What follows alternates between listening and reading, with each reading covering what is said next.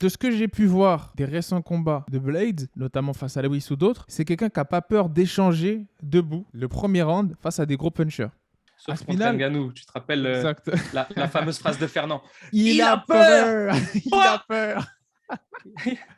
Il a dit il a peur. Ngannou, il a envoyé un overhand dans la tempe. Bref, c'était incroyable. Bref, c'était un truc de fou. Non, c'était un truc incroyable, de fou. Ça. Il a peur. C'était légendaire. Je crois que il a peur. Il va rester gravé dans la mémoire de Curtis Blade toute sa vie.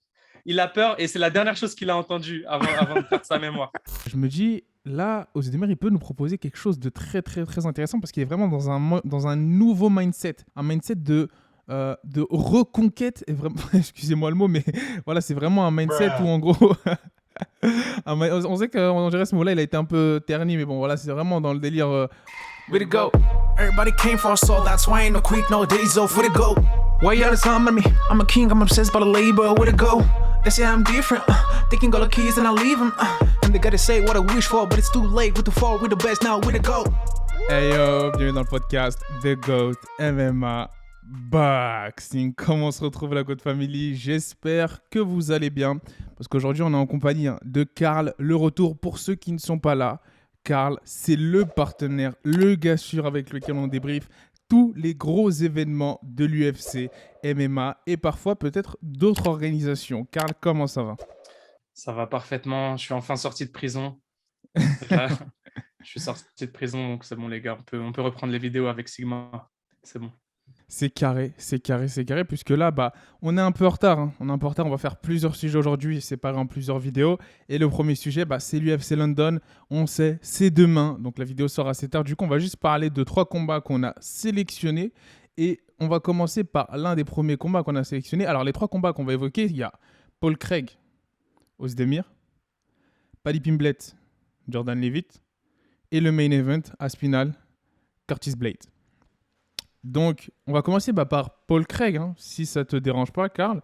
Paul Craig, Volkan Ozdemir. Donc, Paul Craig qui a été rappelé pour la 2e fois consécutive pour l'UFC London avec le show qu'il avait fourni lors de sa dernière prestation. Dana White sait que c'est une valeur sûre. Mais il est underdog, léger underdog, à plus 135 face à Volkan Ozdemir, qui est le favori, qui a fait une très grosse préparation. On a pu le voir notamment grâce aux très beaux documentaires de nos confrères de la sueur qui l'ont suivi et qui ont pu mettre en avant ses disciplines et ses grosses heures de travail qu'il a mis dans sa préparation. Toi, qu'est-ce que tu penses du fait que ce soit le 9e, Volkan Ozdemir, face au 8e de la catégorie light heavyweight? Comment est-ce que tu vois un peu ce combat se décanter? Est-ce que tu as des premiers mots, déjà des premières réflexions à nous dire? Tout d'abord, on peut parler de l'état de chaque combattant donc en entrant dans ce combat. Tu as un combattant qui est sur des défaites, Volkan Ozdemir, qui à un moment a connu son heure, entre guillemets, son rise, son heure de gloire à l'UFC, jusqu'à aller combattre contre Daniel Cormier, et après qui a chuté, qui a connu plusieurs défaites. On va dire que sur ces 7 derniers combats, il a 4 défaites, 5 défaites sur ces 7 derniers combats. Donc, 5 défaites, 2 victoires. Il est un peu sur une pente descendante. Mais comme tu as dit, il a un peu changé sa manière de s'entraîner. Il a un peu changé son camp. Il s'entraîne en Suède et on va voir ce que ça va donner. De l'autre côté, à l'inverse, on a Paul Craig qui, lui, est sur des victoires, des grosses victoires, des finishes. Ouais.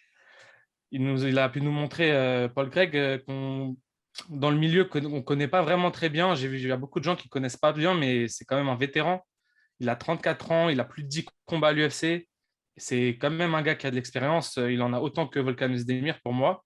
Mais par contre, il a moins d'expérience dans les très gros combats, les combats du top 10, top 5. Donc, ça va jouer aussi, mais c'est sûr que là, on a un combattant qui lui gagne et un autre qui perd. Et on sait à quel point c'est difficile dans une organisation comme l'UFC avec le niveau qu'il y a.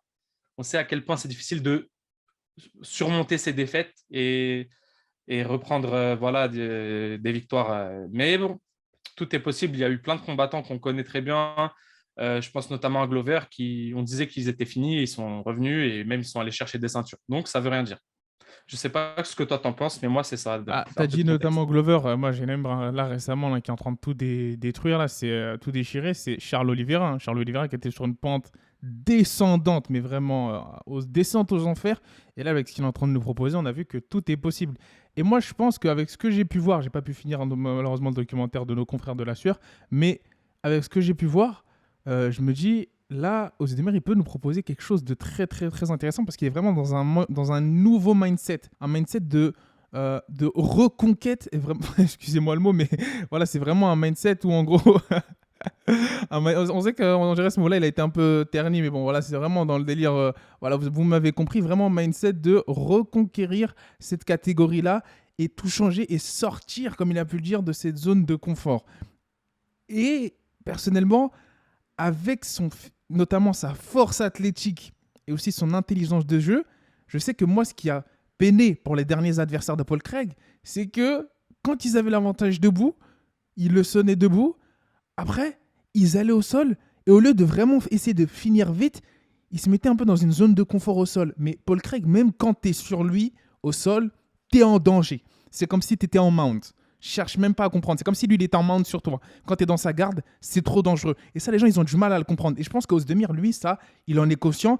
Il va peut-être pas faire cette erreur. Il va peut-être capitaliser sur sa force physique. Parce que je pense que physiquement, il est beaucoup plus fort que Paul Craig.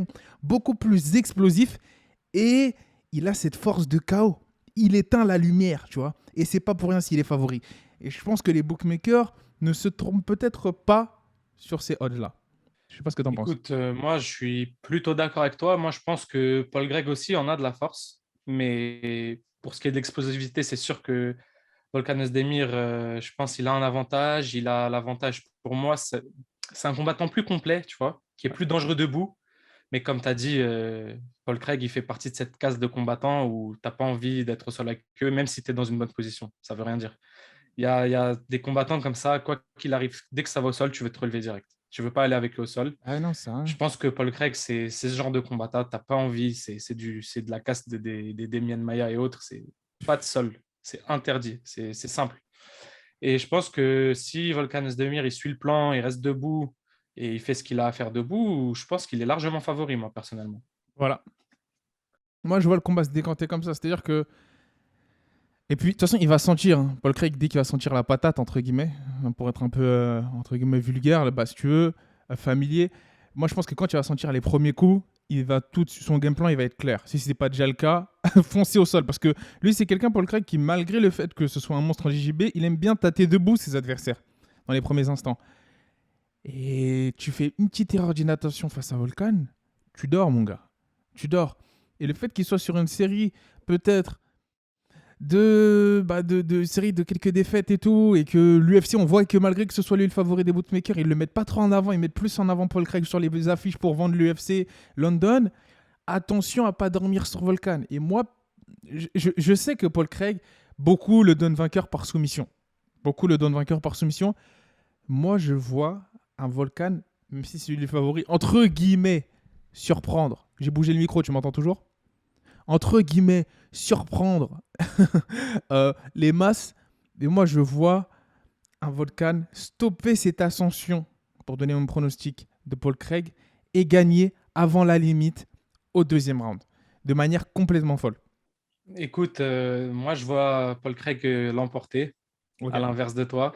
Moi, je pense que Volkan va dominer debout. Il va être même dangereux, je pense, au début du combat, dans le premier round. Mais je ne sais pas pourquoi. J'ai l'impression que c'est plus le Volkan d'avant. Moi, je ne retrouve plus cette explosivité, justement, cette dangerosité qu'il avait debout sur une attaque, un enchaînement, tu vois, overwhelm son adversaire, tu vois, comment dire, envoyer des coups, l'adversaire, tu vois, faire reculer, envoyer. Et il le fait plus comme avant. Ça, moi, je retrouve plus ce style de combat très explosif où direct ça accélère. Et je sais pas, moi je le vois se faire prendre son dos, quelque chose comme ça, tu vois, finir dans un choke. Après, s'être fait fatiguer sur 2-3 rounds. Moi, franchement, je vois une soumission de Paul Craig au deuxième ou au troisième round. Bah, c'est bien parce que là, tu es avec l'underdog. Donc, j'aime bien quand tu prends des risques comme ça, Karl. Je trouve pas que ce soit tellement un risque. Hein. Je t'ai dit, pour moi, Volkan, il est plus complet, mais je le vois trop en danger, en fait, au moment où Paul Craig va le coller, va lui prendre son dos, pour moi, ou va réussir à avoir un takedown, ou même sais, scramble au sol, retourner une position, je sens que ça va être très compliqué pour Volkan Ozdemir. Très, très compliqué. Et bah, tu Paul vois, Craig, c'est ce genre d'assassin au sol. je- Ça y est, il te prend le dos, c'est fini. c'est vrai. Moi, je respecte cette idée-là, mais je pense que le fait qu'il ait été au All-Star et qu'il s'entraîne avec ces monstres que sont Gustafsson, on oublie souvent c'est qui Gustafsson. Hein. D'ailleurs, petite parenthèse, il combat aussi sur Il cette combat carte, sur la Gustafsson, carte. d'ailleurs. Hein. On va pas forcément peut-être en parler, mais il combat sur un très gros combat. Enfin, c'est d'ailleurs, je crois, l'adversaire qui a perdu contre Paul Craig, si je me trompe pas, hein, si je dis pas de bêtises. Mais en tout cas, Pour être très précis, il combat contre Nikita Krylov ouais, je qui crois que c'était le dernier a adversaire. perdu son dernier combat Ouais. contre Paul Craig. Voilà. Exactement. Et un combat fou. Et donc, là, moi, je pense que le fait qu'il soit All-Star Ozdemir, qu'il ait cette intensité de travail, qu'il ait ce mental-là, qu'il s'entraîne avec des Shimaev. Shimaev, t'as pas besoin d'être dans la même catégorie que lui pour, entre guillemets, obtenir les bienfaits de l'entraînement. Mentalement, il va te pousser.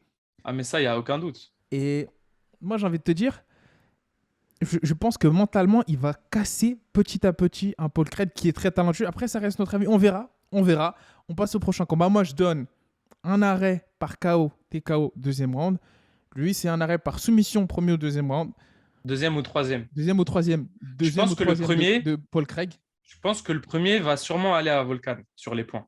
Le premier round. Tu sais que gros, moi je te dis la vérité, hein, je pense que même Volkan il peut éteindre Paul Craig au premier round. C'est possible. En tout cas, moi, je pense pas que l'inverse est possible. Je pense pas que Paul Ouais, Craig ouais. peut éteindre Volkan au On premier. verra. On Mais verra. la soumission, moi, je te dis, ça peut aller très vite. Il suffit Ouais. que Volkan sente qu'il le touche un peu, qu'il accélère et qu'il se fasse retourner. Et qu'il y ait, qu'il y ait une prise dans le dos, quelque chose. Ça peut être fini vite aussi. Hein. Attention. C'est ça. Bah écoute, on passe au deuxième combat hein, qu'on a sélectionné. Et là, c'est Paddy Pimblett, Jordan Levitt. Combat très intéressant hein, parce qu'il y a pas mal de hype assez intéressante autour de ces deux-là pour me répéter. Paddy Pimblett, qui est la star hein, de cette UFC London, on va pas se mentir, c'est celui qui va faire voler les bières, entre guillemets. C'est celui que beaucoup de personnes attendent. C'est une grosse star in the making de la part de l'UFC, pour l'UFC. Et il va affronter un combattant assez intéressant hein, qui n'a qu'une seule défaite hein, sur ses derniers combats, qui est lui aussi très très bon en jiu-jitsu, qui a énormément de finish et de finalisation par soumission dans ses combats. Donc c'est un match-up qu'on a envie de voir face à un Paddy Pimblett en la personne de Jordan Levitt, et qui en plus de ça, lorsqu'il gagne, il twerk sur ses adversaires. Un combattant qui a fait les Contender Series, hein, on rappelle. Exactement. Donc, les gens, ils ont souvent tendance à prendre cette image de personne efféminée autour de Jordan Levitt et à pas le prendre, entre guillemets, au sérieux. Pourtant, c'est quelqu'un qui a un pedigree très solide. Très, très, très solide. Et il faut faire attention. Et j'ai pas dit, il faut surtout pas qu'il le sous-estime, sinon il risque de se faire twerker dessus devant ses fans. Et ça risque d'être moche. D'ailleurs, Paddy avait répondu en disant que lui allait le teabag s'il le gagnait. Tu sais Qu'il allait teabag sur son corps, sur son corps KO. Il y a une bon, T-Bag, en gros, il avait précisé qu'en gros, bon, c'est aussi utilisé dans le gaming, mais qu'il allait en gros faire des squats avec en gros Ouais. rapprocher ses fesses près de sa tête. Donc Ouais, là, je vous dis, c'est à peu près la même chose. C'est comme Voilà. s'il twerkait sur lui. il y a vraiment une ambiance assez morbide hein, autour de ce combat-là, hein, s'il y a un KO. Jordan Levitt, lui, c'est un Américain, mais les Anglais, enfin Paddy Pimblett, c'est la caricature de l'anglais, par excellence. C'est des Screws, hooligans dans leur tête. Ouais, bah oui. voilà. Ouais, non. Mais ouais, c'est intéressant. Écoute, ils font de la hype, ils hype le combat. Paddy Pimblett, un grand personnage. On a affaire à deux personnages. Ouais. Des gars, voilà, qui sont uniques en leur genre, hein, tu vois, tu peux pas tu peux pas dire à lui, il fait comme lui. Ils sont uniques vraiment, ils ont leur personnalité chacun. Ça va être un gros combat, comme tu as dit. Là, on a deux gars, franchement, qui sont chauds au sol. Paddy Pimblett aussi, faut pas le sous-estimer. Il a un bon sol, franchement. J'ai même envie de dire, limite, si son sol, il est pas meilleur que son striking. Parce qu'on l'a vu, hein, sur ces deux combats à l'UFC, il y avait des phases un peu dangereuses où parfois, bon, je suis qui pour le dire, mais je trouve qu'il faisait un peu n'importe quoi debout. Je pense que c'est ce genre de combattant, un peu comme Shimaev, hein, quand ils s'excitent un peu, tu vois, ils oublient un peu, ils perdent leur sang-froid, le game plan, tu vois, ils envoient tout, ils se mettent en danger. Mais quand même, ça reste un combattant très solide. Hein, il a pris des coups. Il est dur au mal, Paddy, et surtout, il est très dangereux aussi. Il a des gros finishes dans sa carrière. Et sachant que là, il est favori à moins 245. Donc, il est favori dans ce combat-là. Donc, voilà, il est favori. Je vais rebondir sur ce que tu as dit debout. Moi, je trouve qu'il a une boxe très reckless. Hein, c'est-à-dire voilà, comme tu as dit, il est bruyant, il prend beaucoup de risques. Mais lorsqu'il touche avec tes poings, il peut te sonner très facilement. Il est puissant. Il peut te Pour sonner la... très très facilement. je trouve qu'il est puissant pour la KT. Il cut beaucoup.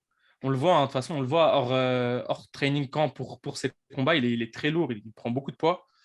Moi, je pense que ouais, il est puissant pour la KT. Il a cette capacité à savoir cut vraiment, à pouvoir cut énormément. C'est pas quelque chose qui a l'air difficile pour lui de perdre beaucoup, beaucoup de poids, beaucoup d'eau. Donc, on va voir. Moi, je pense qu'il a l'avantage de puissance, très sûrement. Mais attention, comme tu as dit, en face, il y a quand même un bon concurrent avec un bon sol dangereux. Moi, je pense que ça va être un combat très technique qui va se jouer sûrement au corps à corps et au sol. Il y aura sûrement le ground game qui va jouer beaucoup, tactiquement et techniquement. Alors moi je dis ouais, attention parce que le mec il est très en face, Levitt il est très comment dire aguerri, c'est quelqu'un qui a l'habitude il est très well-rounded, c'est-à-dire des phases de combat, il va pas se sentir forcément en danger, il est très complet, il est prêt, tu vois, face à un Paddy Pimblett. Et moi, je trouve que c'est un bon test, même si à la base, il devait affronter un Azaitar, je crois, le combattant marocain, mais ça a été annulé, je sais pas pourquoi, peut-être qu'il pensait que c'était trop dangereux. Moi aussi, je pense d'ailleurs que c'était très dangereux pour lui, mais ils veulent faire construire, ils veulent faire monter la sauce autour de Paddy. Attention, c'est un combat piège. Attention, c'est un combat piège parce que là, il a beaucoup de pression, Paddy aussi. Hein. Sur le faire combattre à l'UFC London, c'est beaucoup de pression. On verra comment est-ce que sa compatriote Molly, ils vont gérer encore cette pression-là. C'est énormément de pression de combattre à l'UFC London. Après, on a vu qu'il gérait bien la pression, que c'était quelqu'un qui faisait de chaud. Je pense que. Est-ce Je que pense qu'il. tu as un pronostic? Ouais, moi, j'allais juste rebondir avant sur Ouais, cette histoire vas-y. de pression. Je pense qu'il faut un grain de folie pour Ouais. gérer la pression comme il le fait. Tu vois, faut un grain d'insouciance, un grain de folie, sinon c'est très compliqué. Et il a l'air d'avoir ça, il a l'air d'être un peu foufou, tu vois, Mm. sans être péjoratif, c'est vraiment dans le bon sens du terme, tu vois. C'est quelqu'un, il n'a pas de pression, très relâché entrant dans le combat, il nous fait ses petites danses, ses petits trucs, tu vois, Ouais. et à la cool, le mec. Je pense que ça, en tout cas, ça va pas être un facteur c'est négatif ou dérangeant pour lui. Je pense pas que la pression, ça va jouer. Voilà. Pour Ouais, il ce gère qui bien est, ça. pour ce qui est du pronostic, moi, je vois une victoire de Paddy. Hein. Je vois une victoire de Paddy à la décision. Pas dire Je la le décision. vois, je le vois 2 rounds à 1 ou 3 rounds à 0. Ok. Moi, je vois une victoire de Paddy, KO, premier round. Ah ouais? Ouais. Explique-nous pourquoi. Pourquoi Pourquoi? donc? Parce que tout simplement, je pense que avec sa boxe, il va déborder, un peu comme à ses débuts à l'UFC. Il va déborder son adversaire et il va tout simplement le KO. Il va le toucher. Je sais pas si la Tu, boxe tu- de. tu penses que l'avantage de puissance va être trop gros? Ouais. Est-ce que tu as vu comment il est sec actuellement là? C'est-à-dire que lui, c'est Euh, n'importe quoi. Mais c'est que c'est Sa un truc sèche, de elle est fou. incroyable. C'est que lui, il peut vendre des programmes. En fait, lui, il peut vendre des programmes pour perdre du poids après sa carrière de l'UFC s'il veut. Hein. Parce que la manière dont il était gros, on en parlait la dernière fois qu'on a fait une vidéo. Puis ensuite, la manière dont là, il est sec, il y a de la puissance qui reste. Il y a de la puissance qui Bien sûr. reste. Et je pense que sur un crochet gauche, il va cuire son adversaire. Après, attention, voilà, je pense qu'il va le bête. Tu vois, il va le bête comme il aime faire, baisser un peu les mains, le laisser avancer. Il va vouloir le déborder. Et là, j'ai l'impression qu'il va réussir à faire ressentir la pression à son adversaire. Est-ce que Jordan Levitt, il a l'habitude des combats de cette magnitude, de se retrouver face à des superstars comme ça? Est-ce qu'il aura les épaules? J'en doute, mais attention à ce qu'il ne se fasse pas twerker dessus. Pas des Pimblett, mais moi, je vois un KO de Paddy, KO au premier round. Tu penses que c'est Paddy qui va avoir le dernier twerk? Voilà. Exactement. Bon, bah, moi aussi, je pense. Mais ouais, moi, je le vois juste dominer, mais sans réussir à finir le combat. Je pense qu'il lui Ok. manque, il lui manque un peu encore. Ouais, c'est intéressant, c'est intéressant. Là, en tout cas, c'est un combat qui va nous permettre de vraiment voir les qualités, parce qu'on sait qu'il a un très bon JJB, mais les Mais qualités de moi, chacun. moi, je te dis, hein, moi, je vois vraiment quand même une guerre au sol. Je vois une grosse guerre Mhm, tactique au sol, personnellement. mhm, mhm. Moi, je t'ai dit, je pense qu'il va le mettre KO avant même que ça aille au sol. Ok. C'est un bold statement. Après, je Ok. vais avec le favori, c'est assez facile. Mais je pense que ça va même pas aller au sol. Je pense que la seule fois où il va aller au sol, c'est quand Paddy va twerker sur Jordan. On verra. On verra, j'ai envie de te dire. On verra. On verra, on verra. On finit sur le troisième combat avant d'enchaîner sur la suite.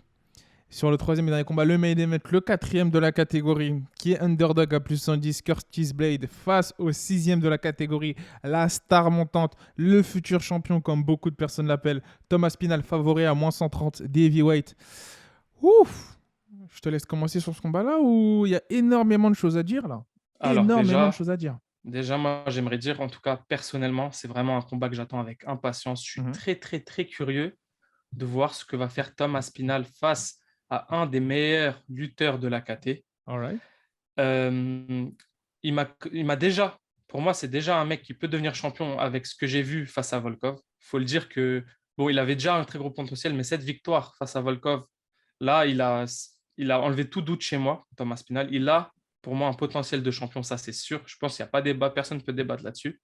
Est-ce qu'il va le devenir? C'est une autre question, on reviendra peut-être une autre fois, mais on a un combattant qui a un potentiel de champion face à un combattant qui décime tout le monde et à chaque fois, avant d'arriver au top, à ce combat pour la ceinture, se mange un mauvais coup et tombe. Premier run, il enchaîne Ngannou, il le cueille. Hop. Et deuxième run, pareil, il enchaîne et il arrive face à un Derrick Lewis qu'il domine, mais qui finalement, il se mange pareil un contre, un uppercut quand il cherchait le takedown et il tombe. Donc, là, on a vraiment un des plus gros combats heavyweight de l'année pour moi, de cette année 2022, en tout cas jusqu'à maintenant. Et ça va être très intéressant. On va voir. Bah, je te laisse commencer pour le débrief technique. Bon, en fait, c'est triste parce que moi, j'ai même pas envie d'aller. Ça va être très très court. Hein. Je suis vraiment désolé. Mais en fait, Thomas Spinal a déclaré avant ce combat, vous n'avez pas vu tout mon potentiel. C'est vrai. On n'a pas eu le temps de voir tous ses Je potentiels. le parce crois. qu'il finissait, Personnellement, je le crois. il finissait tous ses combats trop rapidement, que ce soit par soumission au premier round face à Volkov ou par KO, TKO au premier round face aux autres adversaires. Et bah, de ce que j'ai pu voir des récents combats de Blades, notamment face à Lewis ou d'autres, c'est quelqu'un qui n'a pas peur d'échanger debout le premier round face à des gros punchers. Ok. Sauf Aspinall, contre Ngannou. Tu te rappelles exact. la fameuse phrase de Fernand. Il a peur. Il Oh a peur. Il a dit il a peur. Ngannou, il a envoyé un overhand dans la tempe. Bref, c'était incroyable. Bref, C'est un truc de fou. Non, c'est un truc incroyable, de fou. ça. Il a peur. C'était légendaire. Je crois que ce il a peur, il va rester gravé dans la mémoire de Curtis Blade toute sa vie. Il a peur et c'est la dernière chose qu'il a entendue avant de perdre sa mémoire. C'est trop ça. Bref, et là, je pense qu'il n'aura pas peur, mais le piège avec Aspinall, c'est que c'est un combattant extrêmement rapide et extrêmement précis qui, en plus d'avoir un jiu-jitsu hors norme, a une anglaise d'autant plus hors norme. Moi, en tant que fan de boxe anglaise, je suis extrêmement surpris par sa vitesse et extrêmement séduit par sa vitesse d'exécution en anglaise. Et là, encore une fois, oui, je donne vainqueur. Bah, les Anglais, je suis désolé. Mais là, je ne sais même pas si il aura le temps de montrer tout ce qu'il va faire parce que je pense qu'au bout de quelques combinaisons, il va dépasser un Blade, il va le surclasser et il va tout simplement le TKO au premier round. Je suis vraiment désolé. Hein. Je suis vraiment désolé. Mais pour moi, c'est un gros test pour Aspinall, mais Aspinall est vraiment une classe au-dessus. Tu comprends ce que je veux dire? C'est-à-dire que moi, cette catégorie-là, des poids lourds, il y a Aspinall, Gane, Ngannou et les autres. Non, mais déjà, j'aimerais revenir sur ça. Pour moi, il n'y avait pas plus technique que Cyril Gane dans la KT. Ouais. Mais là, il y a un contender. Là, dans la discussion de qui est le plus technique en heavyweight sur Terre, il y a un nouveau contender. Moi, je vous le dis, c'est vraiment entre lui et Gane. John Jones, c'est un peu à part. Je ne le mets pas dedans parce que je ne sais même pas si un jour il combattra en heavyweight. Jusqu'ici, je ne le considère pas encore. Tant qu'il n'a pas fait un combat en heavyweight, je ne le mettrai pas dans des discussions. Même si, bien évidemment, le jour où il va combattre en heavyweight, il sera dans la discussion de qui est le plus technique en heavyweight. Mais vraiment, Gane et Aspinall, ces deux-là, c'est vraiment la nouvelle génération de poids lourds ultra talentueux, ultra techniques. Ils savent tout faire, les mecs. Ça envoie des karaté kicks dans tous les sens, des enchaînements, c'est incroyable. Il y a du jeu de jambes, tu vois. Je trouve Aspinall quand même vraiment très, très bon en anglaise. Je sais pas s'il y a quelqu'un qui a cette anglaise, peut-être Miocic, tu vois. Je parle techniquement. Pour moi, il a la meilleure anglaise. Il a une anglaise incroyable. Il a vraiment des très beaux appuis, très beaux enchaînements en anglaise. Et le mec, il est complet. Le mec, il est archi complet. Il finit en soumission, il finit comme tu veux. Et voilà, on a un combattant comme Gane, très talentueux, voilà, qui potentiellement sera champion un jour. Curtis Blade, c'est vraiment dommage pour lui. Le mec, il fait des runs. Le mec, il est très fort. Moi, je le mets vraiment peut-être 3e ou 4e de la KT. Juste devant lui, il y a tellement des monstres, des génies. La next generation, en fait, tout simplement, new breed, tout simplement. Mais tu peux faire quoi contre un mec qui t'enchaîne, tu veux l'emmener au sol, bah, il te retourne, tu peux rien faire. C'est des mecs, tu peux rien faire. Il y a que faut sortir un Ngannou qui, même s'il va se faire dominer, après ça y est, il va utiliser sa force, il va te tuer, tu vois. Mais si tu n'as pas la force d'Ngannou, tu fais comment face à des Gane, à des Aspinall, tu fais quoi? Le problème avec Aspinall, c'est que c'est un mec, il a commencé en JJB, je crois, si je me trompe pas, au sol, c'est ça le gros problème. Et après, il s'est perfectionné en anglaise. Et son anglaise, elle est devenue d'élite. Pour moi, il a le niveau. Je te jure, hein, là, pour moi, ça a du sens qu'Aspinal il fasse une transition en boxe anglaise.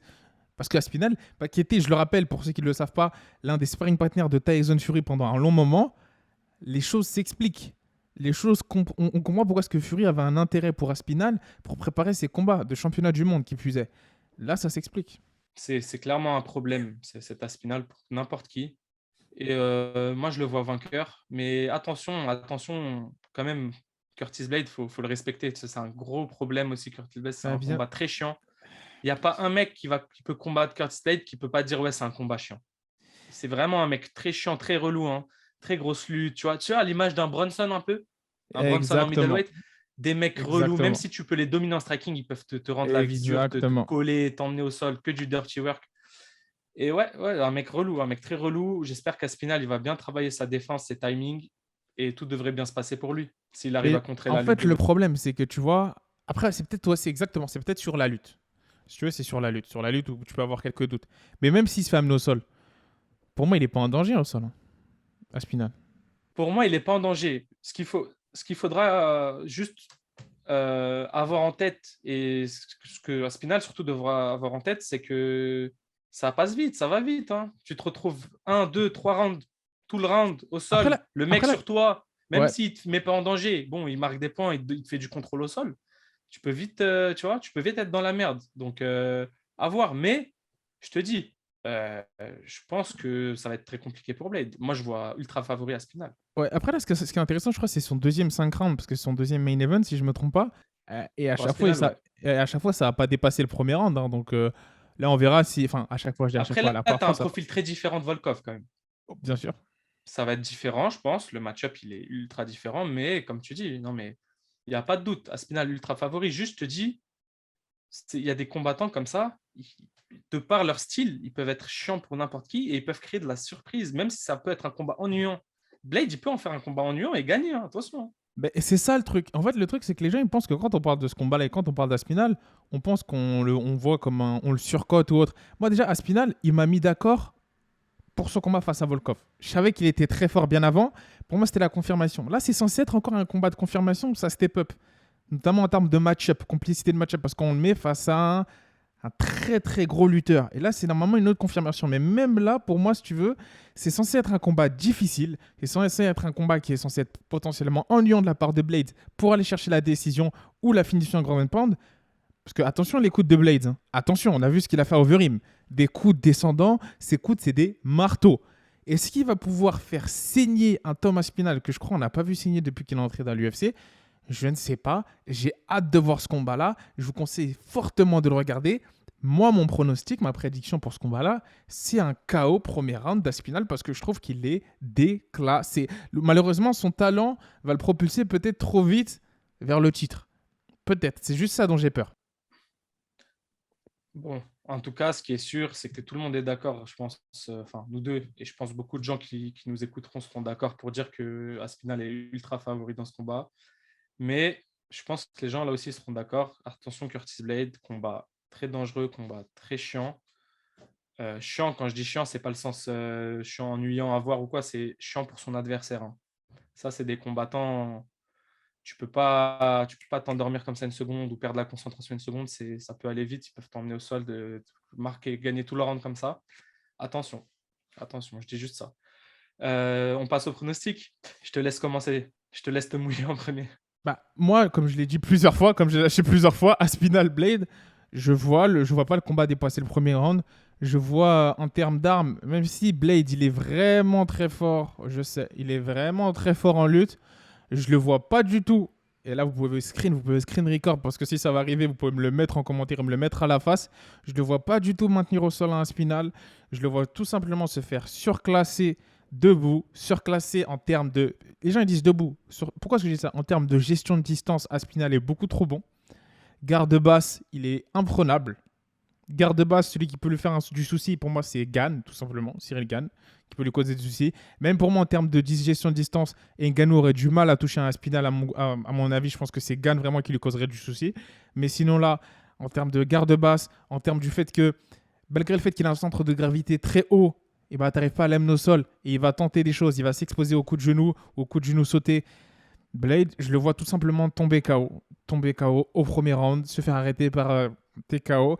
Et je dis ça en étant totalement décontracté. Pour moi, c'est même pas un pari, tu vois. C'est même pas prendre un risque. Mais je trouve que tu es difficile un peu avec Curtis Blade. En fait, le problème, c'est qu'il est grave fort. En Et fait, pour moi, les gens ne comprennent pas que je trouve qu'Aspinal, moi, je trouve qu'Aspinal, c'est le futur de la catégorie. bien sûr, mais ça, enfin, beaucoup de gens seront d'accord avec toi, mais tu le vois pas passer un seul round. Là. je le vois 5 minutes. C'est un 5 rounds. Hein. Je le vois pas passer 5 minutes avec Aspinal. Ok, moi je te dis, je trouve que tu es un peu difficile. On verra. Oui, Écoute, moi, je vais lui donner 2 rounds de survie et je pense qu'au troisième, il se fait terminer par TKO.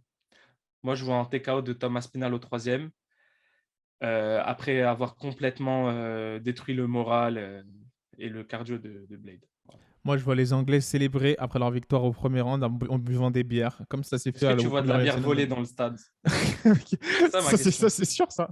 Ça, c'est Ouais. sûr que la bière, elle va voler dans le stade. Voilà. Ok. Bah, ça, c'était nos pronostics, là, Hugo. On a été très simpliste, hein. On va pas se mentir. On a été très simpliste, mais c'était pour faire rapidement, comme la vidéo, comme l'event, il est demain. On a essayé de pas faire long. Voilà, comme ça, vous regardez ça vite fait. Vous avez nos pronos, vous avez un peu notre avis dessus. Et voilà. N'hésitez pas, les gars. Votre avis, très important en commentaire. Votre avis, toujours. Vous nous argumentez pourquoi et vous nous donnez vos pronostics à vous. Voilà.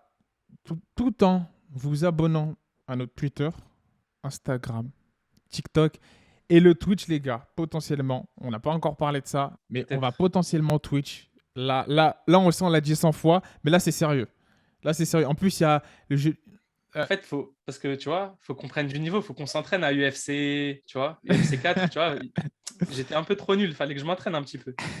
Non, mais attends, même pas sans parler du UFC 4, il y a même ESBC, le jeu de le box. Quand il sortira ce Les jeu, gars, ça va être une dinguerie, ça. il y a potentiellement la relève de Fight Night. On en avait parlé, ceux qui suivaient le podcast depuis un moment, qui va bientôt sortir. Quand ça sortira, là, on va possiblement Twitch. Parce que moi, personnellement, le dernier jeu UFC, je suis pas trop fan, mais je suis plus fan des autres. Où est THQ? Mais même les anciens EA, tu vois, pas le dernier là, qui vient de sortir, je suis pas trop fan. Mais en tout cas, ESBC, ça va brûler la console et potentiellement, ça va Twitch. Donc les gars, vous allez pouvoir Twitch avec nous. Là, on est en train d'ouvrir une brèche spatio-temporelle dans le métaverse. Faudra pas la manquer. Et sur ce, les gars, n'hésitez pas à vous abonner à toutes les plateformes, à liker. Et je pense qu'on peut vous dire le mot de la fin avant de passer à la suite. Peace, les gars. I'm so mean, I make medicine sick. Give me 5, give me 10, call me daddy. Everybody.